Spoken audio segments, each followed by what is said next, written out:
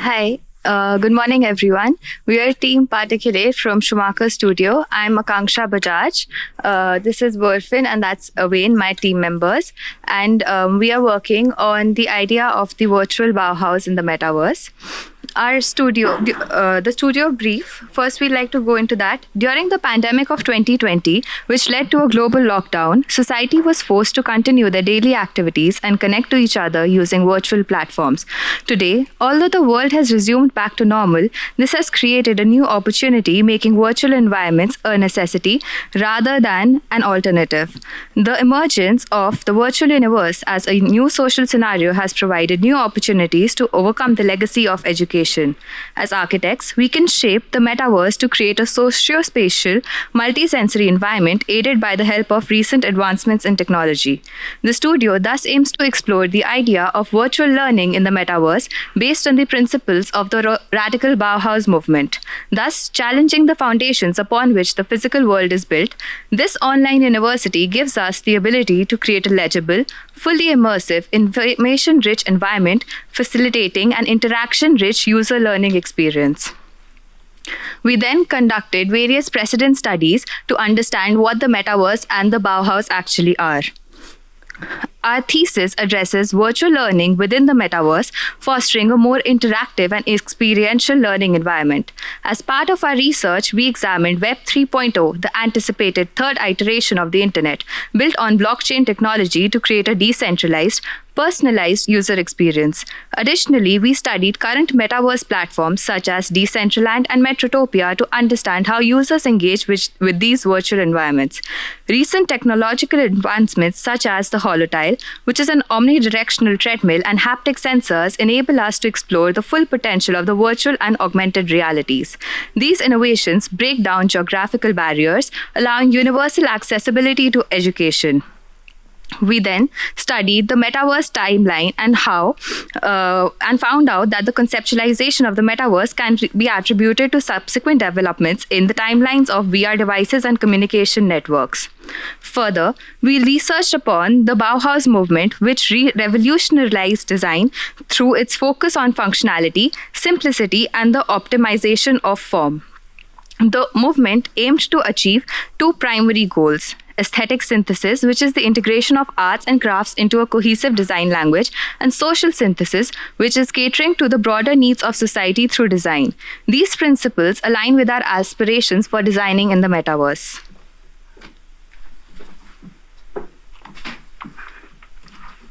Then we look at the educational model for the Bauhaus School and try to integrate that into our own programmatic model for the Metaverse University. Taking inspiration from the basic course of Bauhaus, after enrolling in the Metaverse University, students will participate in a foundational year-long course designed to provide them with essential knowledge of design principles and its evolution over time.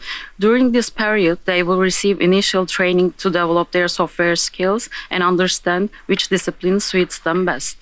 On the basis of the programmatic model, we start to evaluate the spaces that will be present in the campus and divided them on the basis of private to public places, having different user parts for guests and students. The university offers four main disciplines, namely media, space, fashion, and industrial. And on the basis of these disciplines, we then map out that different areas we will require in order to facilitate learning in the metaverse.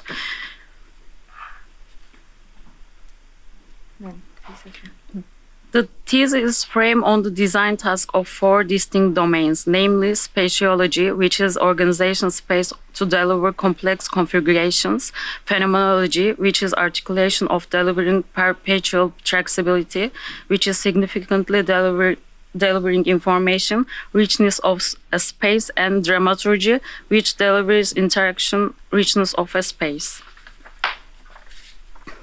We then sort of the six main ideas to which our design is based on: spaces, which are adaptive to user needs and dynamic in nature; design on the basis of parametric semiology in order to enhance collaborative user experience; and the tap into the scalable possibilities of the metaverse to enhance interactive learning among users.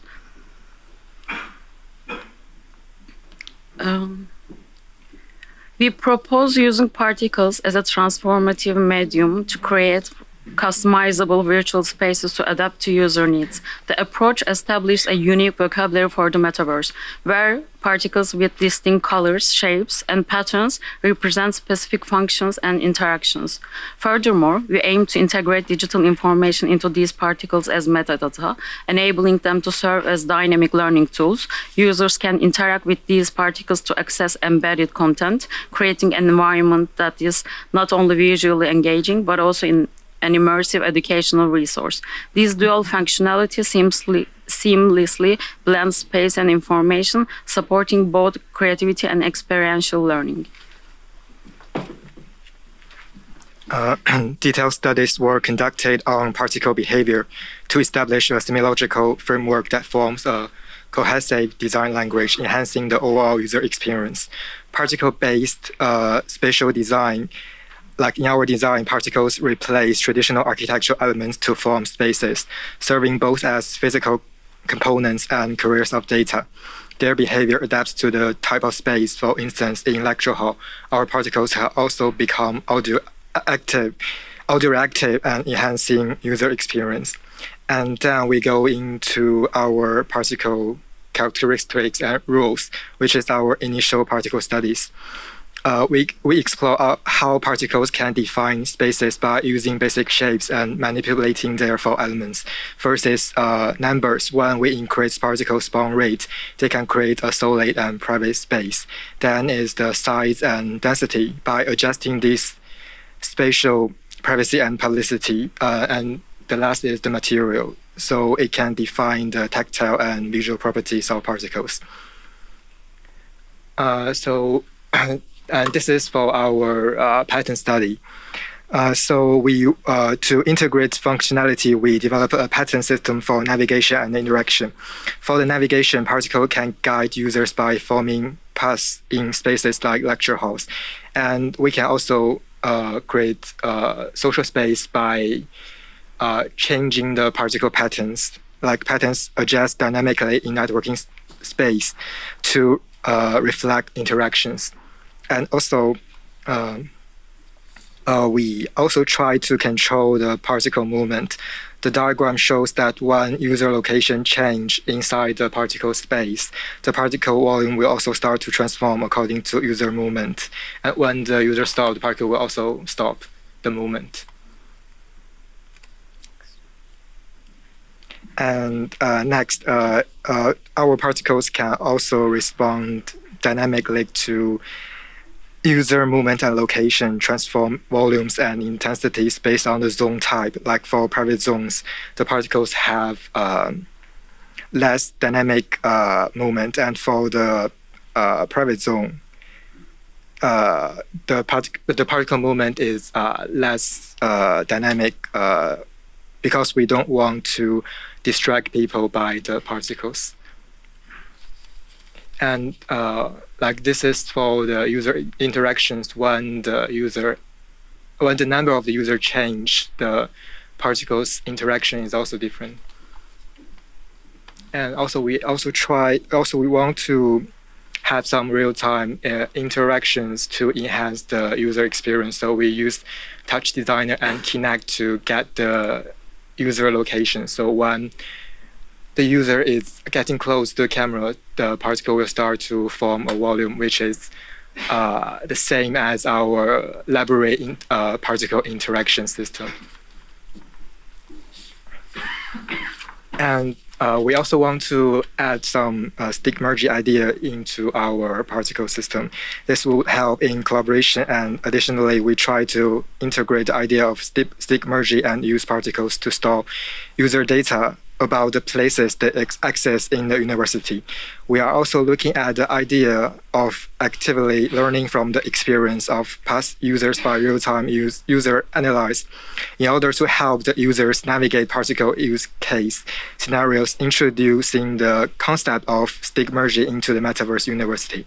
We try to create a virtual trial of the users interacted with different spaces in different scenarios and store this information as metadata in order to help guide future users through the space and provide them with a more enhanced and interactive user experience.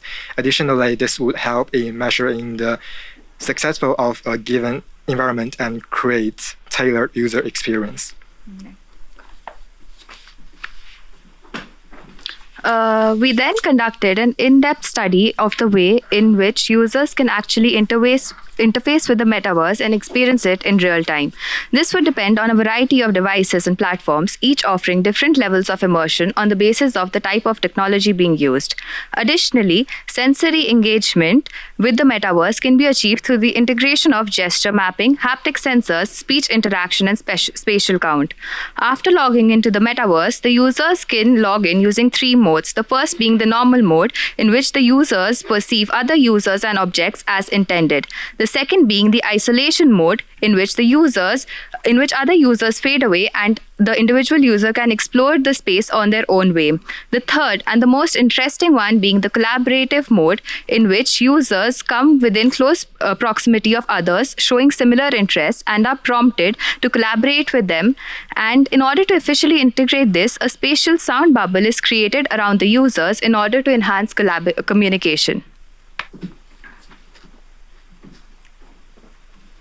And then we also design our main user interface. When the user log into our metaverse, they can see this main menu, and this main menu has different functions. Like they can change they can switch into first and third person view, and also top down view, and also they can toggle walk or run movement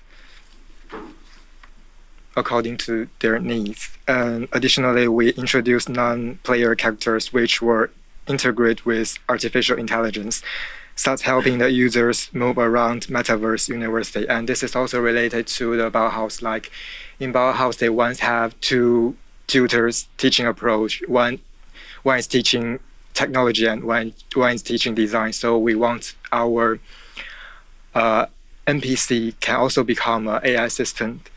So the interface is also integrated with real-time artificial intelligence, which users can promote the interface and ask the questions and get a relevant response in real time. And looking at the possibility of breaking geographical barriers, we try to use artificial intelligence in order to break and narrow language barriers and allow users speaking different native language to converse in their respective native languages with each other by means of artificial intelligence. Coming on to the design configuration, the space was first configured into two main zones on the basis of the guest and student user paths. Then, privacy levels were assigned to these specific areas and arranged across different levels according to the principles of phenomenology. The outer curves for the same were defined and developed upon using parametric design tools in order to generate a dynamic space which would essentially be reconfigured based on user needs, and used particles as the semio-logical language to help users navigate through the space and find their way. Two user paths were defined, namely the student and the guest. The first path we would be running through would be the student user path, in which the user is spawned to the entrance and then goes to the studio, the library, and the digital archive. Beginning on the first user path, the entrance serves as the spawning point where all users are directed upon arrival. It is integrated with a variety of interactive projections which display the events currently taking place in the university. A particle mesh surrounds this area, in which the intensity of the movement of particles is regulated by the number of users within that space at a particular time, thus helping other users identify the total number of people in that area. From the entrance, the users then move on to the networking space, which is designed to foster informal social situations amongst the users. This, as you can see on the screen, the furniture reconfigures according to the different social scenarios being played out. They then move on to the portal area, from where they can directly access all parts of the university based on the type of the user they are logged in as. Additionally, a halo appears around the students, which is differentiated on the basis of the discipline they belong to, using various colors helping in identifying each other. They are then guided to the studios, which are a series of dynamic spaces designed to enhance collaboration amongst the users by offering the ability to customize their environments with a set of predefined parameters. The studios can be reconfigured at 3 levels. The first being the interdisciplinary level, second across the same discipline, and the third being reconfiguration of furniture at the group level. The first level of reconfiguration is an integration of 2 studios into one depending on user preferences. This would be done in order to foster creative communication across disciplines, allowing users from 2 disciplines to work together and share ideas in the same environment. The first being a vertical merge condition where the 2 studios distributed along different levels move towards each other and then their exoskeletons morph together in order to recreate the boundaries. Additionally, particles then swarm between the empty areas of the exoskeleton according to the different levels of privacy. The second being the horizontal merge conditions wherein 2 studios across the same level can have more order in order to integrate into one. In a similar manner, the particles form the interior. Similar manner, the particles form between the interiors of the skeleton according to the level of collaboration decided by the users, ranging from a public to a more private space in this situation of presentations or juries. Then, looking at the second level of collaboration in the studio, which is at the disciplinary level, we begin to look at various disciplines and how design was configured for the same. First, we look at the fashion design discipline at the collaborative level, in which the studio space was divided into 2 studios.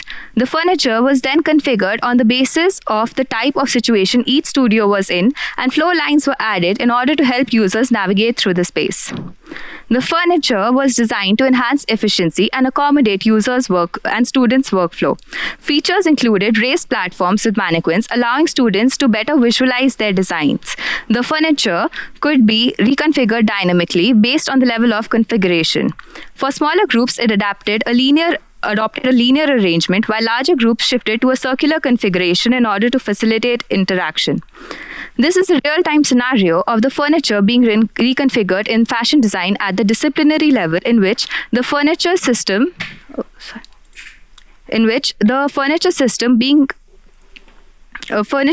dynamically adapts to the user's needs in real time. First, being the individual work scenario, initially 2 studios function independently with group-specific setups. Then, as collaboration increased, groups merged and furniture configurations evolved accordingly. Finally, in the presentation mode, the tables disappeared and a ramp emerged for students to display their designs. Then we start to look at this situation as a first person and how it would play out along with the users and in-world objects. Group workstations in the first setting remain distinct, and as we go on to a more public settings, the groups merge for collaboration. And in the presentation mode, the furniture retracted and a ramp emerged for showcasing the design. Thus, this flexible system ensured that the studio environment responded seamlessly to evolving needs of the users. Then, looking at the spatial design at the disciplinary level, we looked at a combination of interior and architecture where the space is divided into 3 studios, and the number of group varies depending on the level of collaboration as indicated by the users. The furniture is arranged in a way in order to enhance collaboration, with a dedicated space in the middle of the tables, allowing the users to keep track of the developments in the design and focus on possibilities of the scalability factor of the metaverse. So we then begin to look at the spatial reconfiguration at a disciplinary level, where the situation goes from a more group working scenario to a more collaborative user mode. Then, looking at the way the furniture was designed in industrial design, it was to be generative in nature. The furniture grows dynamically based on the level of iteration the users wish to display at any given moment. This adaptive system enabled users to track their design progress efficiently, fostering a more efficient and intuitive workflow. Then, looking at the same for the media design, at the group level, we thought of creating an enclosure integrated with a 360-degree screen wherein users would be able to interface with their designs at the same time and experience them, enabling them to scale into the details of the same. Further, we looked at the various ways in which the furniture could then be reconfigured and frame social situations. Looking at the design at a disciplinary level, we try to divide it into 3 parts which are indicated by 3 different swirls, each representing a studio. The design of these is also generative in nature as they would unfurl depending on the level of collaboration amongst the users and also ultimately project their work as a 360-degree screen surrounding the students. Then, playing out the situation, which goes from in the first person view, the studio goes from a more individual work condition at a singular group level and then moves into a collaborative work method wherein the furniture reconfigures to form larger groups within the same. And lastly, we go into a presentation mode wherein the furniture is organized in order to look at the designs which are projected onto the screens designed to envelop the entire studio.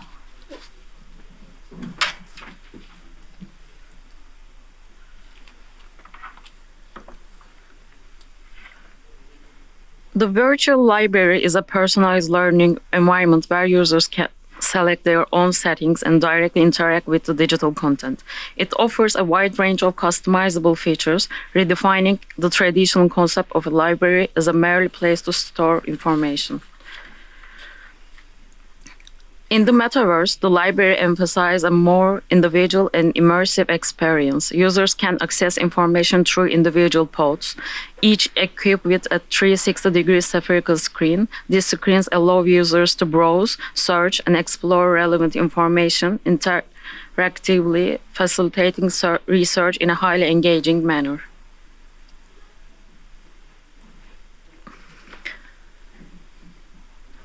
In Digital Archive, tapping into the learning possibilities of the university, we envision a digital archive, a dynamic space where users can freely develop, refine, and collaborate on ideas and innovations across disciplines. This space provides the resources and support necessary for experimental work, enabling users to explore concepts, share insights, and work collectively on projects in a truly interdisciplinary environment. The ideation of the digital archive is rooted in the concept of particles as data, which each particle is representing an idea. This metaphor enables a dynamic and interactive environment where ideas can be visualized, sorted, and explored. The archive also serves as a source of knowledge, storing information and projects from previous years, creating a living record of students' work and an evolving library of ideas.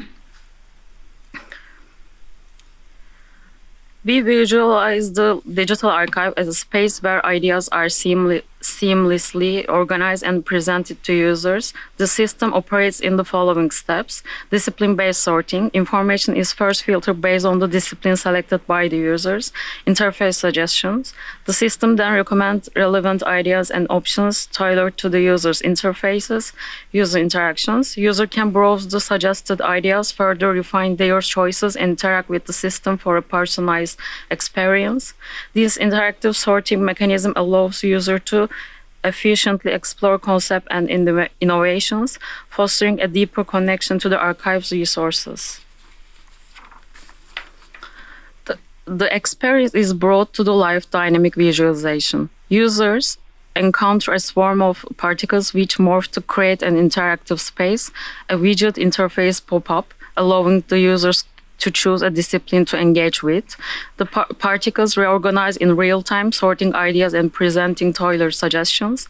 The process continues as users refine their preferences. The system reintegrates and adjusts suggestions, offering a personalized and evolving set of options. Selected data appears as interactive objects, enabling users to browse, scroll, and engage with the content. This interactive particle-based system provides an immersive way for users to explore ideas and preferences, ensuring that the digital archive becomes not just a source of information, but an active tool for learning and collaboration. Then we begin to look at the guest user path, wherein the user spawn at the entrance move and travel through the exhibition space and to the networking space, finally reaching an event happening in the lecture hall. And this is our exhibition space. The exhibition space is related to our four disciplines. And every zone is designed with unique interactive elements which allow users to engage directly with the content on display. We begin by looking at a scenario of the exhibition in the spatial design discipline, where a user can directly interface with the models on display and look at them in various display modes, allowing them to zoom in to the details of the model. And additionally, they can also directly enter the space and experience it in real time as a first-person view. Then they can also get more information about the space by interacting with a model and directly being redirected to the site and understand the visualization of the concept behind its design. And then we go into our networking space. We use particles to create a dynamic networking space, which is generated from our initial Python idea. The space utilizes generated particles to help users navigate the particles along with configurable furniture adapt to user preference, forming larger or smaller groups based on interaction needs. This dynamic arrangement allows the space to adjust in real time to accommodate different group sizes. And the networking particles also create different pathways, guiding users toward lecture hall while maintaining a flexible, open environment. The system directs users naturally, enhancing their experience without rigid structure. So next is our lecture hall. So for the lecture hall, this scenario shows an ongoing lecture in the lecture hall, illustrating how users can navigate from the networking space to the lecture hall. We also incorporate holographic projections, ensuring that the speaker's view is visible from any angles in the lecture hall. And for the lecture hall, which is very interesting, is that projects and the Graz Kunsthaus, which were very fluid and continuous. Actually, these particles is audio reactive. Like when different lecture is happening, so the particle movement is different. So now we are seeing a public lecture. A public lecture is happening, so you can see the particle movement is very strong. And then this is like a more semi-public lecture. So the user particles movement is different from the public lecture. Users into the design process and production process. And you can see like there is less people than the previous two lectures. So the particle movement is less active than the previous two. And we actively aim to suppress users into the design process and production process. So That's it. We would like to thank our course master, Mr. Patrik Schumacher, course director, Theodore and our course tutors, Mr. Aswin and Jose. And we would like to play a video of our overall building design while we get the comments. Thank you. I think we need to explain the facade.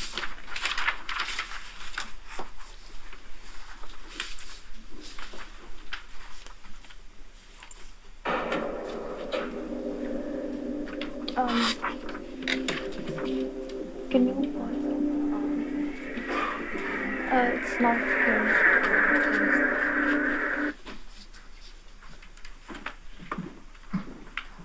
Let me check.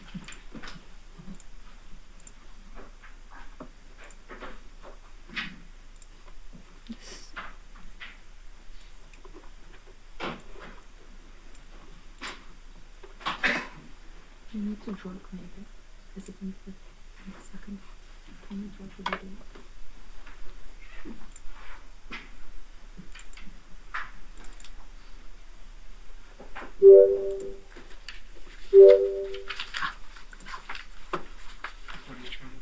We need to play this video. It's on MP4. It's not playing, but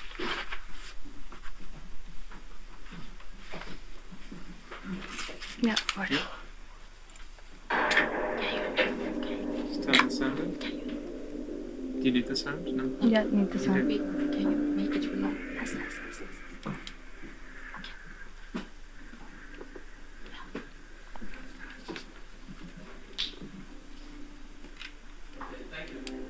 Thanks.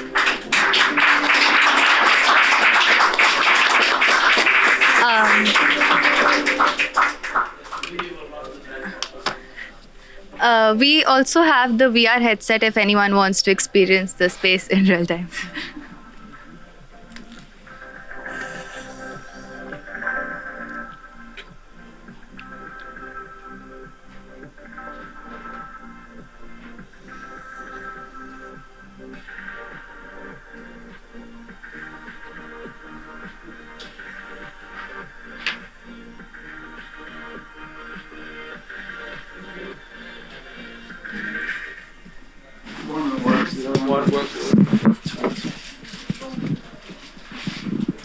Maybe this one, yeah. Okay. So I think it's a really interesting moment in time where we can start to think about those hyper-flexible spaces that can react to behavior or in a program. And I think in some way it has been a dream, I think, of many for a long time to create these dynamic spaces that can be more things at the same time and transform from one into the other. And what I really like is this idea of the pixels. I mean, I don't know if anyone ever read it's difficult to read, but many years ago, Willy Maas was talking a lot about these micro robots that were just building space as you need it, right? And that's obviously very complicated in the real world. But in that context, I think this man was talking about this. You start to see the benefits of these capabilities. I think my main question, I think, is what does the virtual space has to offer in terms of sharing information and collaborating and learning that we cannot do in a physical space. And you touched on a bunch of things and illustrated some of them really, really well. I think the ability to expand and change the spatial condition depending on the need and the evolving need of a project or of an exploration. The other thing which I think is super exciting is this idea of knowledge sharing and accessing knowledge. And so the library that you started to outline, I think, is a really interesting thing to explore further, where in some way I think there's something quite beautiful about the idea that we could all have our own. I think of them as virtual memory palaces. Like we in our brain is kind of spatial, and we attach information within our imaginary structure of our brain. But in some way my desktop computer is not very accessible. All the information I have collected my whole life is on hard drives and is in folders, and it's kind of impossible for me to navigate. So new ways in which I would love to have a system where I can just express all this information and render it in different ways and make it more playful and more accessible for me to explore, but also to share. So in this idea that you also started to outline, that I could have my own space where I can have all of my information, but then you have your own, and we connect the both, and I think that's really super exciting. Just the accessibility of information, and then maybe lastly, the what we are starting to see, I think, is the one of the problems I think that we have historically is that reality is very complex, and there's a lot of stuff. There's a lot of stuff on my hard drive. There's a lot of stuff in the library, and to use tools to kind of intelligently search or sift through information, these assistants that can help you make sense of stuff, I think is also super exciting. So all in all, I think it's a worthwhile exploring, the future of this space. And maybe lastly, it's interesting. I talked a lot to universities that are trying to build virtual learning experiences, and the starting point at the moment is they all look like the university. They just recreate. I don't need a folder structure in a digital space, right? And space doesn't have to look like it looks in the real world, right? And so I think, it's interesting. It's an interesting start, and really, I'm keen to see where this is all going. Thank you for that. Mike. I'm completely convinced. It's amazing. I'm very old, and this is a step into the future. I see myself working with Patrik and two others around a table in the metaverse, looking at an object that we're designing, discussing it, pulling things up, exploring it. And it's fantastic. That's exactly what you need to do. It seems to me a lovely tool where you can get together in different ways and carry on the processes that you need to involve yourselves with. It seems to be a natural extension of where we are now. You've got to step over the frontier, but once you're there, your world is your oyster. It seems fantastic. And it has all the capabilities. When I first saw a drone pattern in the sky flying and then turning into a three-dimensional rotating object, you saw a sort of version of the metaverse there. And your presentation's clear, interesting, captivating, and a lot of work. And I think it captures the idea that you want to the Metaverse University very well. Congratulations.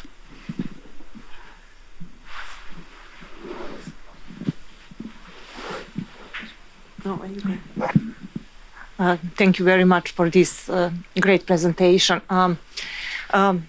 I must be honest, and my individual impression is that you open huge topics, because I think that it is very brave brave topic to compare Bauhaus and Metaverse. Somehow we can discuss that it is totally opposite concepts. Because of that, I said that it is very brave to deal with that topic. At the very beginning of your presentation, you noticed that Bauhaus is about aesthetic and the social, I will say, ideology. So you try to implement that rules in your project.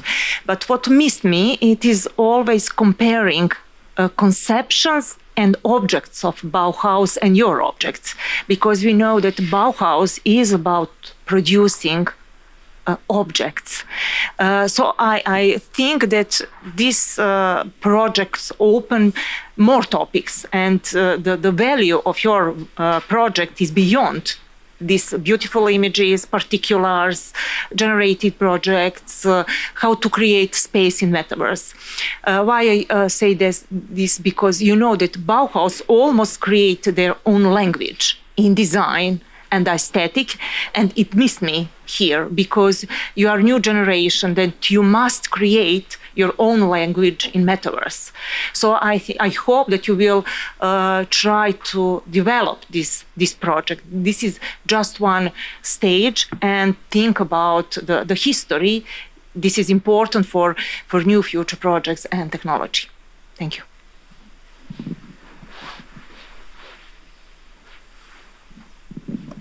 Yeah, I agree. I think it's a very interesting, promising, courageous question, no doubt, really, especially maybe for our generation to think how this might open up doors.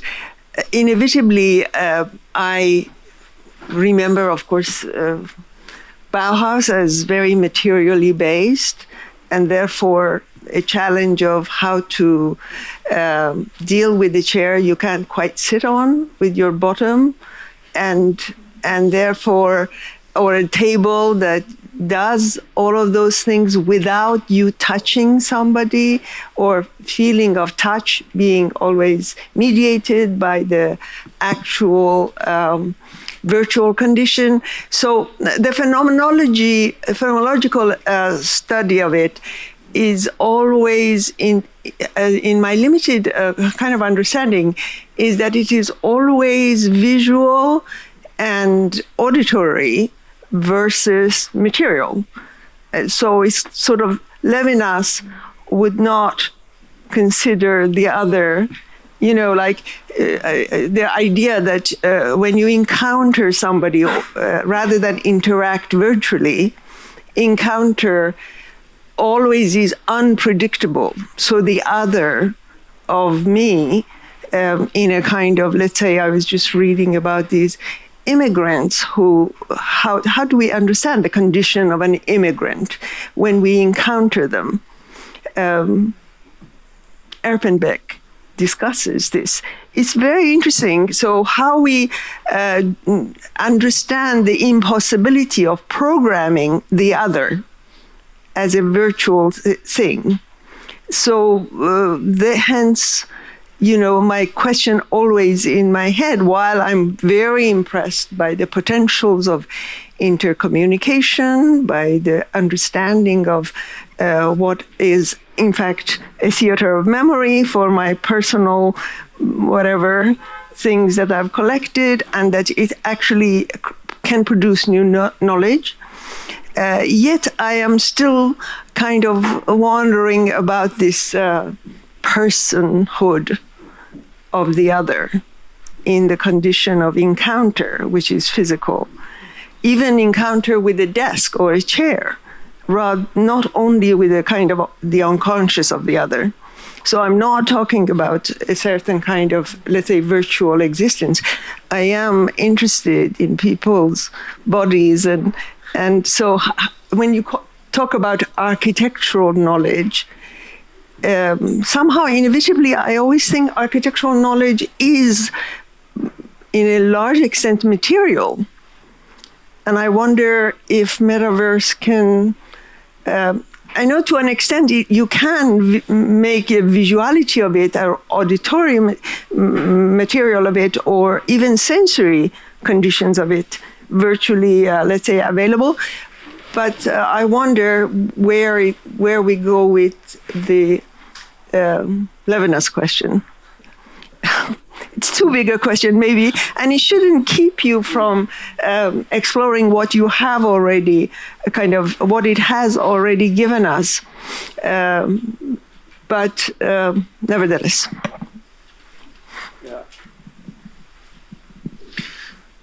Jasko, the design is beautiful, really well done. I also like how, I mean, it's definitely a space you cannot experience on Earth, which is great, and I think there's huge potential. The animations are beautiful. I also like the balance between like these lines, which are more a navigation system, that you don't get lost and it leads you from one space to the other. But then a huge part of the project is just moving. The furniture, maybe you have in the animation, they're also then part of the furniture, actually, these particles, and they're moving, and the screens. I think that's amazing. I love the lecture hall. I think it's very inspiring. There's huge potentials. So just well done. Congratulations. Thank you. Yeah, it's an amazing project, visually very, very compelling. But to me, what really caught my attention is the collaboration space, because we all have the experience, whether we like it or not, to be remote from other people in our work, with our families. And here immediately I could see myself and my team working together in the space. I'd love tomorrow morning to not go to the office, be home with your model, and then get everyone in and see what happens. Because you can really feel, yes, this is the place where we could all be together, really, as outside of the office. So I think absolutely great, and I would love to know if you used it yourself as a team, as a collaboration space. You have been in there together. How did it felt? Like we sort of tried to model our design on the basis of that, like what we would require, like being architecture students, like what would we require as architects and how we can interface, and then that's how we fed and like redesigned the thing. Sorry. Thank you. Sure, Patrik wants to say something. Moving in slow motion. I think you guys have done a lot of work, and I think it's come pretty full circle. Maybe one thing to consider, I think, picks up on the comments about using yourself as a prototype to kind of co-design things, to kind of test assumptions. I think one of the things that for me is very striking is it has a very strong aesthetic. And so I'm trying to project myself and say, like, you know, if Chipperfield was in there in his office trying to work there, how would they operate? If you have a first-year student that's coming into the space that basically doesn't have a repertoire of language, how do they somehow siphon and sort of create their own space? I think it's more about the kind of full-on aesthetic that's always like dialed up quite high, to maybe moments where it actually becomes much more like a blank canvas. I think it's those kind of things that maybe you can consider a little bit. I do think demo is important, and I think you also realize that people feel a little bit uneasy to actually just try it, because they don't want to just sit there just looking around and everybody has seen people interacting with it. So the realities of the interfaces, I think, are important just to take stock of where it is and to speculate where you really want to go with it. I think the issue of data is very important. And of course, there's always been this question about, it's not about data, it's about data mining. How do we access it? How do we utilize it? How do we, you know, try to be creative with these kind of digital environments? I think you guys can speak to that, I think, much more explicitly. We've talked about the issue of furniture, and I know Patrik has a very strong visual kind of codex of a certain kind of activity that's happening there. And I think that that's a good starting point. But I don't think it's the end, right? Because in some ways, I think the goal of the metaverse has to be much more hybrid. So right now it's in the virtuality stage, which is like basically just trying to compete with a kind of much more, you know, drop-down menu kind of idea of interfacing. But I think the promise of it, I think, has to be much more engaging with the complexities of the real world. Not real versus virtual, but actually we're living in the hybridity. And I think the more that you see this as an everyday kind of thing, I think the more opportunities that maybe happens to it. I mean, people walk through the city and they don't see anything. They're just like following their Google Maps. We are in a car, if it's a robot that's driving the car, or if it's an Uber driver, it really doesn't matter. Actually, the Uber driver forces us to feel like we're human and that we need to talk and say how their day was and how's my day, and all of that stuff is very artificial. So when you speculate about what human interaction would be in these kind of environments, I do think it sets certain problems that are challenging to the language that you guys are using. Because I think like the language is kind of limiting in some ways. We need to speak to it this way, but I think if you guys could actually just force yourselves to work in that environment, to design the lecture hall, for example, in 2 weeks, and just recorded the struggles that you had to do that and what the outcome would be of that interface, I think would be really interesting as a part of the presentation, which is kind of like the behind the scenes, all of the weird shit that you guys did to get to a place where you can really come to terms with the ways that you guys are thinking about it. But I think like the visuals are very strong, and I think you guys have come a long way, especially in the last couple of months. So I think you should be congratulated. But I do feel like it's the beginnings of now taking ownership about not what we think this thing is, but actually just trying to see it as a learning environment. That's where I think the Bauhaus an interesting thing. I'm less interested in its, this is one history of architecture, design, and this is a different one. It's more about like, what is learning in this environment? And how can people really make it collective? And the remoteness of it, I think, is very important. Not everybody has access to come to a place like this. So how could they participate? And if you really see it as a participatory model, then I think then the metaverse actually offers something radically different.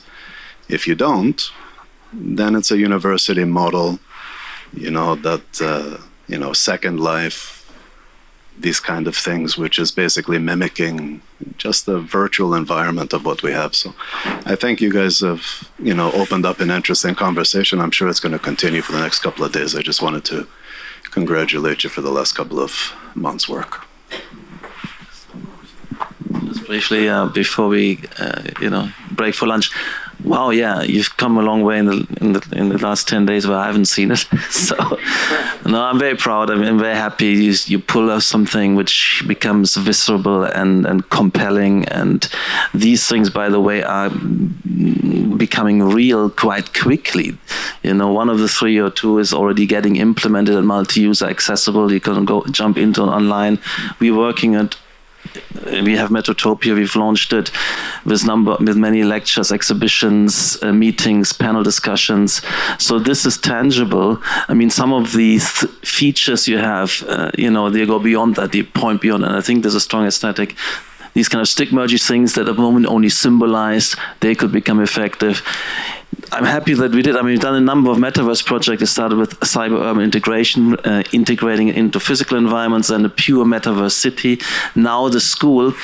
And that was interesting. This idea of library, archive seemed to be really of interest, and what Jan said was very, very interesting. So these are new topics which are coming on, but also schools going online.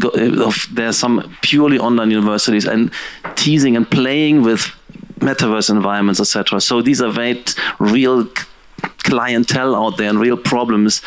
Is also self-initiated in online architecture school. We've been interfacing. We had them in Metrotopia. So this is on the one hand far out there, but on the other hand very tangible, particularly for young architects, young teams. You can immediately step forward and put this out there, and that's what I find exciting about this. So this kind of a 30 of track record we have in the physical to develop physical. You can shortcut that and compete right next to us and outdo us in the next 2-3 years. And that's what I encourage you to do. I'm really thrilled. Thank you.